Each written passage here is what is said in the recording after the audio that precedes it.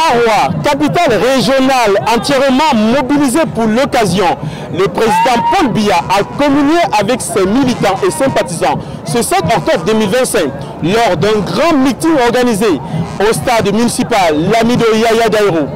Un moment fort de la campagne présidentielle 2025 marqué par la ferveur et la fidélité du Grand Nord au candidat du RDPC. Accompagné de son épouse, Madame Chantal Biya, le président candidat a été accueilli par une foule en liesse.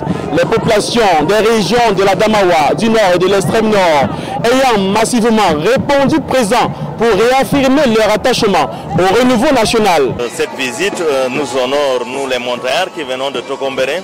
Et je crois qu'à 6 heures nous étions déjà à Maroua et nous avons, n'est-ce pas, investi le stade.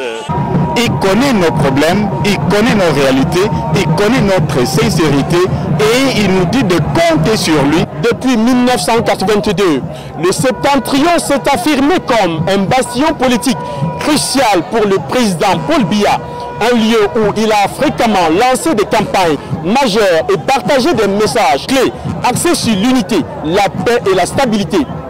Devant une foule de milliers de militants, le candidat du RDPC a exposé les piliers de son programme.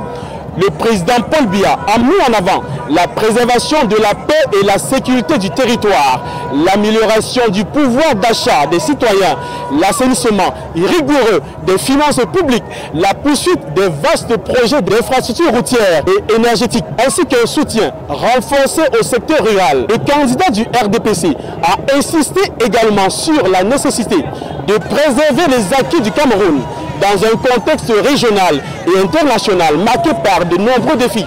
Des efforts substantiels seront accomplis pour améliorer la formation professionnelle dans les secteurs porteurs de croissance, à l'instar de l'agriculture, de l'élevage ou de l'artisanat, mais également dans les domaines innovants et à fort potentiel, tel que le numérique et le développement technologique.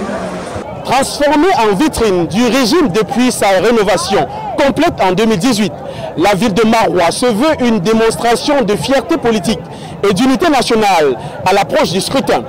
Un accueil exceptionnel pour un couple présidentiel dont la présence aura galvanisé les militants du RDPC et renforcé ainsi la dynamique de campagne dans le Septentrion.